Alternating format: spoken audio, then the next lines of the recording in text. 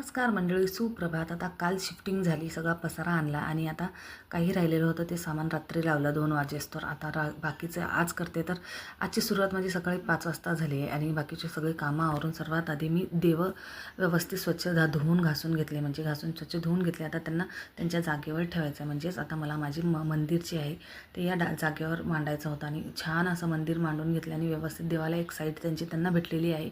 पूजा वगैरे करून घेतली आणि खूप सारे कामं होते. राहिलेला पसारा लावायचा तशाला तसाच होता. त्यामुळे सर्वात आधी मी स्वयंपाक करून घेतला, कारण की मुलांचे एक्झाम्स वगैरे चालू होते. त्यामुळे पटकन त्यांना डबे वगैरे करून दिले की ते जातात. मग मामांचा पण जेवणाची सोय करून दिली. मी लगेच एवढे सारे कपडे होते ते पण धुवून घेतले आणि नंतर म्हणलं आरामशीर दुपारी बाकीचे काम आहे ते करता येईल. आता शिफ्टिंगमध्ये एवढा थकवा आला होता ना की काही करावंसं वाटत नव्हतं, पण हे कामं जे आहेत हे करूनच घ्यावे लागतील.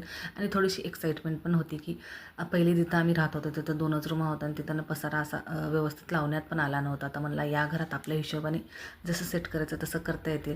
तर किचनमधलं सगळं काम आवरून घेतलं. लगेच बेडरूममध्ये आले तर बेडरूममधला जो पसारा आहे तो व्यवस्थित सेट करून घेते, कारण की बेडरूममध्ये पसारा तशाच्या तसाच पडला होता. बघू शकता तुम्ही. आता व्यवस्थित लावून घेतले.